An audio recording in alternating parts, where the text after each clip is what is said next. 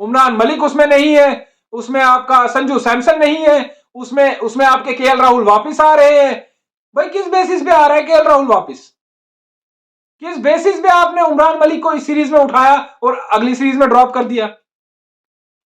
ना आपने उनका परफॉर्मेंस देखा, ना आप इन जो जुड़ रहे हैं उनका उनका परफॉर्मेंस देखेंगे, तो आप किस बेस पे इनको बिठा रहे हैं? वर्ल्ड कप में हमारे पास ऐसा गेंदबाज हो जो 150 155 कर पाए, और वो गेंदबाज का कैसे यूज किया जा रहा है। न्यूजीलैंड में आप 2 मैच खिलाएंगे, 1 महीने के बाद रेस्ट, फिर अगले महीने वो इंजर्ड होगा, तीसरे महीने उसको फिर से डेवलप करो, फिर उसको फिर से वर्ल्ड कप में लाओ। यही हम ऑलराउंडर के साथ भी करते हैं, और बाद में हमारे पास बगैर चेक के कौन रह जाता है, टॉप 5-6 ऐसे बल्लेबाज जो जिसमें से 2 या 3 ही काम किए हैं, जिसमें से गेंदबाजी एक को भी नहीं आती। है। और इस टीम को धोनी जी चलाने चाहिए थे। आप इस टीम में दीपक हुड्डा भी देखते, एक ही टीम में, मैं नहीं कह रहा हूं किसी को भी निकालते, लेकिन कौन कौन से प्लेयर आपको दिखते? दीपक हुड्डा भी दिखते, शार्दुल ठाकुर भी दिखते, दीपक चार भी दिखते, वॉशिंगटन सुंदर भी दिखते, और ऐसे ही आप वर्ल्ड कप जीतते हो। आप ऐसे वन डायमेंशनल प्लेयर के साथ नहीं जीते। आपने 5 बॉलर खिला दिए, क्या वर्ल्ड कप में हम 5 बॉलर खिलाने वाले हैं? नहीं, पूरा मीडिया चिल्लाने वाला है कि भाई 6 बॉलर का है। 6 बॉलर लाया जाएगा कहीं से उठाकर, और उसको तब भी गेंदबाजी नहीं कराई जाएगी। क्यों? क्योंकि कप्तान को कॉन्फिडेंस नहीं है। भाई कॉन्फिडेंस आएगा कहां से? जब बॉलिंग ही नहीं डाली उन्होंने, जब पूरे साल उसको बिल्ड कराना था, जब वो बंदा 4 विकेट ले चुका था, तब तो वो घर पे बैठा। उसकी जगह तो आपने मीडिया को खुश करने के लिए संजू सैमसन को खिलाया।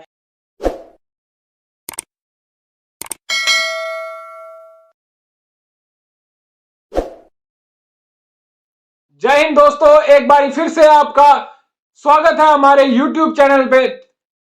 जैसा कि आप सब लोग जानते हैं कि हम आज का मुकाबला हार चुके हैं न्यूजीलैंड से। काफी अच्छी बल्लेबाजी हुई थी, 306 रन भारत ने बनाए थे। उसके बाद भारत जब गेंदबाजी करने आया तो उमरान मलिक ने 2 विकेट लिए स्टार्टिंग्स में। उसके बाद ऐसा कोई गेंदबाज लगा नहीं कि जो विकेट ले सके। तो न्यूजीलैंड ने ये चेज 47.1 ओवर में कंप्लीट करके ये मुकाबला आराम से जीत लिया। टॉम लेथम की जो दासू बल्लेबाजी थी, और आप सभी को मैं बता दूं कि मैंने आपसे कल ड्रीम 11 का प्लेयर भी शेयर किया था, और मैंने आपको बताया था कि टॉम लेथम मेरे कप्तान रहेंगे, और उन्होंने मुझे 396 पॉइंट दिए हैं। उसकी मुझे खुशी है, पर मुझे इसका गम है कि भारत ये मुकाबला हारा। देखिए, इस पे अगर मैं थोड़ी और आपके साथ शेयर करूं कि हम मुकाबला कहां हारे। हम मुकाबला, मेरे को लगता है कि कप्तानी में आ रहे हैं। कप्तानी बिल्कुल सही नहीं रही, जिस हिसाब से होनी चाहिए थी उस हिसाब की कप्तानी नहीं हुई। उमरान मलिक को 10 ओवर के बाद लाने का डिसीजन मेरे हिसाब से गलत डिसीजन है। वो एक फास्ट बॉलर है, आप इनको अप फ्रंट इस्तेमाल कर सकते थे। शार्दुल ठाकुर आपके ओपनिंग बॉलर ना ही कभी थे और ना ही कभी हो सकते हैं, तो थोड़ा एक मेरे हिसाब से बैलेंस ठीक नहीं चुना भारत ने। और बैटिंग विकेट थी, थोड़े और रन बन सकते थे, जिसको डिफेंड करने में भारत को थोड़ा आसानी होती और डिफेंड करने का मौका मिलता, पर ऐसा कुछ हुआ नहीं। भारत 306 रन बना पाया, जिसमें वॉशिंगटन सुंदर के एक शानदार पारी जिसमें रही, और एक तेज तरार पारी वॉशिंगटन सुंदर ने खेली, जिसमें उन्होंने 16 गेंदों में कोई 40-42 रन बनाए। तो जैसा कि आप सब लोग जानते हैं कि हमने कल आपसे ड्रीम 11 की टीम भी शेयर की थी, तो मेरे साथी अब आपको बताएंगे कि पहले ये बताएंगे कि कल जो हमने ड्रीम 11 की टीम शेयर की थी उसका क्या असर रहा। जैसे मैंने आपको बता दिया कि टॉम लेथम ने अच्छे पॉइंट्स दिए, मैंने उनको अपनी टीम का कप्तान भी रखा था। तो अब मेरे साथी आपसे आगे बताएंगे कि कैसा कल हमारी टीमों ने कैसा परफॉर्मेंस किया है। देखिए, अगर आप टीम्स देखें तो हमारे जो कप्तान थे, पहले तो हमारे कप्तान मतलब जो आज सबसे बेस्ट परफॉर्म किए वो हमारे कप्तान थे। रोमिल जी ने वो टीम सेलेक्ट की थी, टॉम लेथम, जिनके लगभग 396 पॉइंट्स आए, और यही आप एक कप्तान से चाहते हैं कि वो आपको एटलीस्ट 350-400 पॉइंट्स दे। मैंने श्रेयस अय्यर किया था, उन्होंने 200 पॉइंट्स दिए। वाइस कप्तान उन्होंने भी आपको 160-170, केन विलियमसन थे। तो चलिए, ये रही थी इन पॉइंट्स की बात। अब मैं शुरुआत से करूंगा यहाँ पर पूरा एनालिसिस आपके लिए। पहले मैं करना चाहूंगा कि टीम्स, भारत की टीम मेरे को मतलब काफी निराशाजनक आज एक सिलेक्शन था। मतलब मैं आपसे एक चीज डिस्कस करना चाहूंगा यहाँ पर कि आप वनडे से, आपको 2023 में इस बार ही वर्ल्ड कप है वनडे का, आपको चाहिए 6th बॉलिंग ऑप्शन। आप T20 में 4 विकेट आपके दीपक हुड्डा ले चुके हैं, आप क्या चाहेंगे कि वो रेगुलर खेले। लेकिन भारत ने जैसे ही एक बंदा क्लिक कर रहा है, एक बंदा अपनी रिदम में आ रहा है, उसको बिठाया, और ये फिर पिछले साल की तरह ही हो रहा है कि आप लोगों को खुश करने के लिए उनको चांसेस दे रहे हैं। आपकी कोई प्लानिंग नहीं है वर्ल्ड कप को लेकर।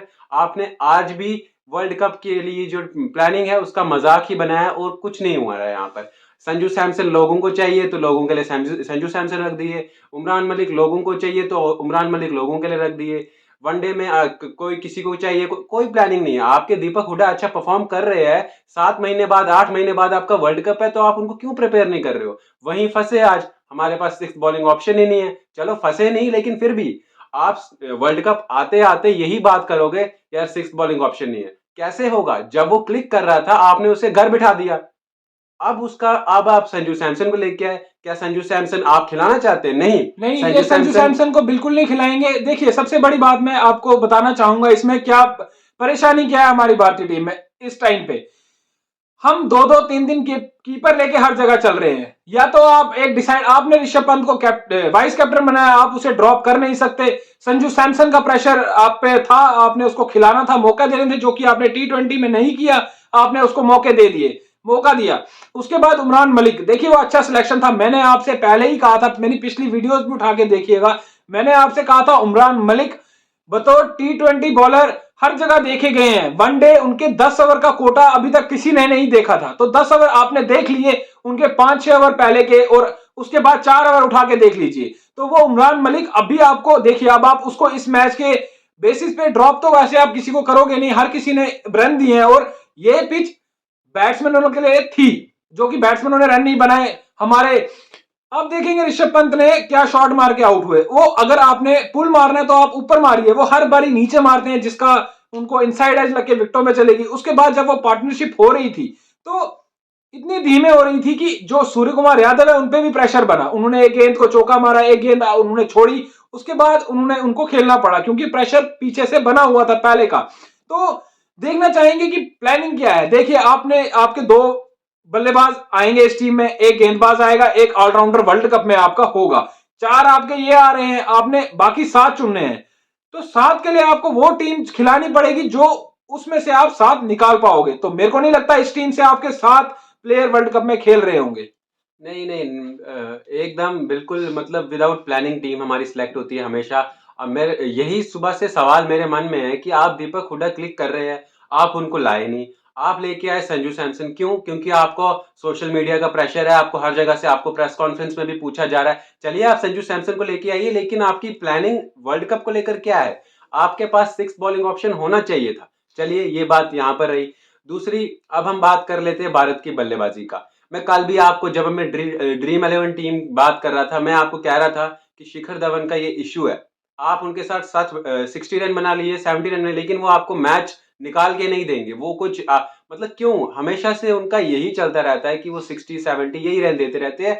और इसीलिए मैंने आपको कल कहा था कि भले ही आप उनको वाइस कप्तान रखे, लेकिन कप्तान नहीं रखे, क्योंकि अगर वो 70 रन बनाएंगे तो ज्यादा से ज्यादा आपको 200 पॉइंट्स मिलेंगे। उतने भी नहीं मिले, आज 186 ही मिले। तो कप्तान रखने का उनको कोई मतलब नहीं है। कप्तान आप उसको प्लेयर को रखे जो आपको 350-400, और 350-400 के लिए एटलीस्ट जो बंदा निकल गया, जिसका दिन आ गया, वो एटलीस्ट आपको 120-130 रन दे। और शिखर धवन वहां तक कब पहुंचेंगे मुझे नहीं अंदाजा, वो कब पहुंचेंगे। डे अच्छा होगा तो पहुंच भी सकते हैं, लेकिन 9 आउट ऑफ 10 टाइम्स वो आपको यही 70-80 रन देंगे और अपना काम करके चले जाएंगे। उनको कोई लेनी नहीं होती कि ऐसे आज भी अगर देखा जाए एकदम सॉफ्ट डिसमिसल जो कहते हैं, जो हमेशा से उनका लगा रहता है, वो 70 से आगे, 80 से आगे आपको नहीं T20 टीम से शिखर धवन को बाहर किया हुआ है। वनडे में वो अपनी जगह 70, 60, 50 रनों से बनाए रखे हैं। तो मेरा ख्याल है वो इसी जगह को बचाने के लिए टीम में जुड़े हैं। मेरी पहली ओपिनियन ये थी कि शिखर धवन को इस टीम का कप्तान नहीं होना चाहिए। जो मेरी अपनी पर्सनल ओपिनियन थी कि हार्दिक पांड्या आपके कप्तान होने चाहिए और इस टीम में होने चाहिए, क्योंकि हार्दिक पांड्या आपको वर्ल्ड कप में दिखेंगे। तो देखिए, आप इन मैचों से क्या निकाल रहे हैं? आप इन मैचों से कुछ भी नहीं निकाल रहे। आपने उमरान मलिक को खिलाया, बहुत अच्छा किया, हम भी चाहते थे वो खेले, और उनकी परफॉर्मेंस बाकी गेंदबाजों से काफी बेहतरीन रही। सब मेरे हिसाब से पिक ऑफ इंडियन बॉलर्स में वो रहेंगे, और उन्होंने अच्छी गेंदबाजी की। पर जहां गलती की कप्तानी ने, कभी उनके एंड चेंज कर रहे हैं, उन्हें सेटल खुद होने का मौका नहीं दिया गया। मैं मैच का पूरा मैच डिटेलिंग देखी है, मैंने देखा है कि उन्होंने हर बारी उनको कभी एक एंड से करवा रहे हैं, फिर एक ओवर के बाद उनको दूसरे एंड से ला रहे हैं। और सबसे बड़ी बात मैं आपको बता दूं कि पहले 10 ओवर में उमरान मलिक क्यों नहीं, वो एक तेज गेंदबाज है, उनको पहले 10 ओवर में क्यों नहीं? पहले 10 ओवर में आपका शार्दुल ठाकुर डाल सकता है, पहले 10 ओवर में आपके वाशिंगटन सुंदर डाल सकते हैं, तो उमरान मलिक क्यों नहीं? अगर आप वर्ल्ड कप की टीम देख रहे हैं तो मेरे हिसाब से पहले 10 ओवर में ऐसा गेंदबाज बतौर वन चेंज अगर आप लाते उसे, जहां पे आपने वाशिंगटन सुंदर को इस्तेमाल किया, अब वन चेंज उमरान मलिक को क्यों नहीं लाए? जी, ये समस्या है इस भारतीय टीम के साथ। ये कोई प्लानिंग नहीं चल रही है, कौन-सी मैनेजमेंट है, क्या मैनेजमेंट है, मुझे तो कुछ समझ नहीं आ रहा है इनका। मतलब आपके पास दीपक चहर जो कहीं अच्छी बल्लेबाज़ी और कहीं अच्छी गेंदबाज़ी करते हैं, शार्दुल ठाकुर। शार्दुल ठाकुर का मानता हूँ गोल्डन आर्म है, अच्छी गेंदबाज़ी, लेकिन आप स्टार्टिंग के ओवर्स में दीपक चहर कितना अच्छा परफ़ॉर्मेंस करके आ रहे हैं और बल्लेबाज़ी भी आपको दे सकते हैं वो। तो दीपक चाहर का जो एक्सक्लूजन था वो सरप्राइजिंग था। दीपक हुड्डा का ना खेलना, फिर उसके बाद जिस तरह से मतलब जो हमेशा से इनका रहता है कि अ, मैच निकालते नहीं है, बहुत कम प्लेयर्स। आप रोहित शर्मा और विराट कोहली को इतना क्यों रेट करते हैं? क्योंकि वो 60-70 पे अटकते नहीं हैं, वो आगे अपने दिन निकल पे वो आपको मैच अकेले दम पे मैच निकाल के देते हैं और उन्हें करके दिखाया। दूसरी एक बात मैं और जोड़ना चाहूँ, उसके बाद आप बोलिएगा। देखिए हुआ क्या, उमरान मलिक, मैं थोड़ा सा इस पे थोड़ा ब्रीफिंग करा, क्योंकि हमने हमने यहां से काफी डिमांड की थी कि उमरान मलिक खेलना चाहिए। तो आज वो खेला, उसने अच्छी परफॉर्मेंस दी है, हालांकि हमें बताने की जरूरत नहीं है, उसकी परफॉर्मेंस बता रही है। तो दूसरी बात मैं आपसे इस मसले में ये कहना चाहूंगा कि जब उमरान मलिक आपने लाया है, देखिए आपने पहला पहला जो आपने चेंज लाया, उसको लाया आपने वॉशिंगटन सुंदर को, तो मैं ये जानना चाहूंगा क्या वो स्पिनिंग ट्रैक था वहां पे? अगर आप उमरान मलिक 150 की स्पीड से डाल रहे हैं, दूसरा आप उसके कोटे के आप उससे 5 ओवर डलवा रहे हैं, स्टार्टिंग में 5 ओवर डलवा रहे हैं, आप उसको मतलब कर क्या रहे थे उसके साथ? आप 3-3 ओवर में लाते, आप फर्स्ट पहले उसको 10 ओवर में 3 ओवर 10, जो आपका 1 से लेके 10 ओवर का कोटा होता है, उसमें आपको उसको 3 ओवर देते, उसके बाद 10 से लेके 40 तक आप उसको बीच में 3-4 ओवर करवाते और लास्ट में उसके 1-2 ओवर रखते। बट ऐसा कुछ नहीं था, कोई प्लानिंग नहीं थी शिखर धवन की तरफ से। मैं बताना चाहूंगी कोई भी प्लानिंग उनकी नहीं थी। तो मैं यही बताना चाहूंगा, अब आगे। देखिए, अगर इस हिसाब से रहता रहा तो आप आज ही हमसे लिख कर ले लीजिए। आप वर्ल्ड कप, अगले वर्ल्ड कप तक भी हम रोते रहेंगे कि हमारे पास ऑलराउंडर नहीं है, हमारे पास विकेट टेकिंग बॉलर नहीं है। क्योंकि हम यहाँ पर जो है, मेरे को तो मतलब खुश करना है सबको, इनको कोई प्लानिंग नहीं है। मैं प्लानिंग वर्ड पे इसलिए जोर दे रहा हूँ क्योंकि सच में कोई प्लानिंग नहीं है। आप मुश्किल से हमें कोई बॉलर मिलता है, मुश्किल से हमें कोई ऑलराउंडर मिलता है, आप उसको बिठा गए, आप संजू सैमसन को खिला गए, आप फिर उमरान मलिक का अच्छे से यूज नहीं कर रहे हो। आप मतलब इतनी इनकी जो डिफेंसिव सोच है कि आप खेलते ही नहीं है तेज। आपने पहले, अगर आप कमेंट्री भी सुने, ये तो कमेंट्री वाले मेरे को पता नहीं कैसे उधर वहां पे वो लाते हैं। उनको कोई इंग्लिश वाले लाए, बाहर से कोई लाए, वो आपको बताए कि कैसे करना चाहिए। डिफेंसिव उनकी कमेंट्री डिफेंसिव है पहले तो उधर सारा माहौल ही, अगर आप टीवी पे भी सुने, आप विकेट बचा लीजिए, 10 ओवर में ये कर लीजिए। अरे जमाना निकल चुका है भाई, आज का 300 स्कोर आपका कुछ भी नहीं है। और वो दिखा, टॉम लेथ आपकी 3 विकेट पहले लेने के बाद भी आप लास्ट में कहां पे थे? कहीं पर भी नहीं थे। आजकल आपको 340 330 स्कोर बनाना पड़ेगा, और इस तरह की बल्लेबाजी से कि हम 10 विकेट बचाएंगे, कोई अपने 70 रन के लिए खेल रहा है, कोई अपने 60 रन के लिए खेल रहा है भाई, फिर उसके बाद कोई भी आप फॉल शॉट खेल के चले जा रहे हो, तो ये तो फिर ऐसे ही चलता रहेगा।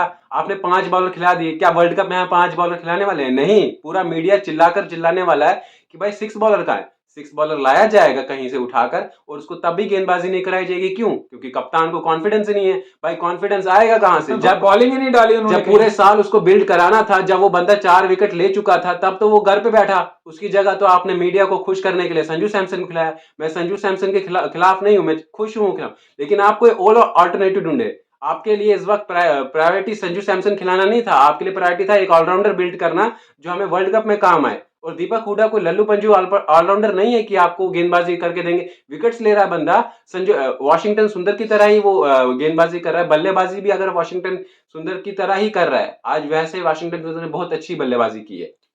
देखिए एक बात मैं ऐड करना चाहूंगा, जो इन्होंने अभी कहा कि ऑलराउंडर, देखिए हमारे पास ऑलराउंडर, हमें आज हमारे पास कौन खेल रहा था? हमारे पास खेल रहे थे वॉशिंगटन सुंदर, जिन्होंने काफी अच्छी बल्लेबाजी की। दूसरा हमारे साथ खेल रहे थे शार्दुल ठाकुर, जिनको उन्होंने जबरदस्ती करके ओपनिंग ओवर दिया, हालांकि वो उसके लिए मेड नहीं है। अगर आप उनसे खुद जाके पूछेंगे, वो उसके लिए कभी हाँ नहीं भरेंगे, क्योंकि वो हमेशा से, जब से मैं देखते आ रहा हूं उनको, वो आईपीएल हो या कुछ हो या कोई भी फॉर्मेट हो, टेस्ट हो, आप कहीं पे भी देखिए, वो हमेशा वन चेंज आते हैं। देखिए जैसा कि इन्होंने कहा कि हमारी टीम में आज संजू सैमसन खेल रहे थे, जो मैं खासकर उसकी एडवोकेसी कर रहा था कि उन्हें खिलाया जाए। दूसरा, साथ साथ श्रेयस अय्यर भी खेल रहे थे। मैं आपको बता दूं, संजू सैमसन और श्रेयस अय्यर का मैं आपको डिफरेंस बता दूं। संजू सैमसन चाहते तो आराम से बेल्ट करके आराम से ना सिंगल लेके भी आपके 50 रन वो कर देते और मीडिया को दिखाने के लिए और टीम को दिखाने के लिए 50 रन बना देते। वहीं अगर मैं श्रेयस अय्यर की बात करूं, क्या किया उन्होंने? 80 रन बनाए उन्होंने। उनका वहां पे क्या फर्ज बनता था? उनका वहां पे फर्ज बनता था कि जब आपको पता है कि मेरे पीछे कोई बल्लेबाज नहीं है, आप वहां पे अंत तक खेले।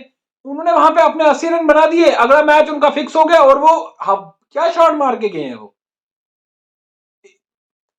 तो मेरे हिसाब से इस टीम में ऋषभ पंत भाई, कब वो 6 इनिंग्स 10 इनिंग्स में एक इनिंग्स में रन बनाता है वो।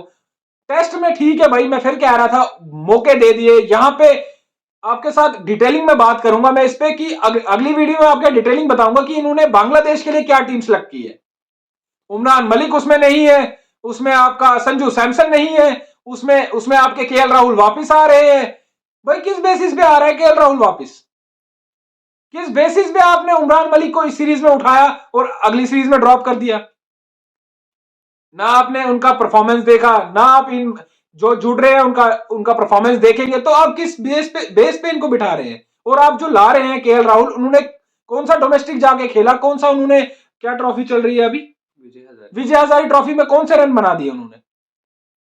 नहीं, उमरान मलिक तो उस टीम में होने चाहिए, वो क्यों नहीं है? फिर अभी यहाँ पर जो है फिर से वही जो मैं तो बात कर परफॉर्मेंस करने का मतलब क्या है? अगर वो नहीं भी करे, उन्होंने वैसे भी उनको पता है कि मैंने अगली सीरीज खेलनी नहीं है, तो वो करे ना करे क्या, मेरे हिसाब से ये टोटली लैप्स है, एक लैप्स है, ये कोलैप्स है इनकी एडमिनिस्ट्रेशन की तरफ से। तो मुझे लगता है इनका यही है, इनका यही हिसाब जो मैंने कहा कि आप एक देश एक पार्टी को खुश करो, दूसरी पार्टी को खुश करो।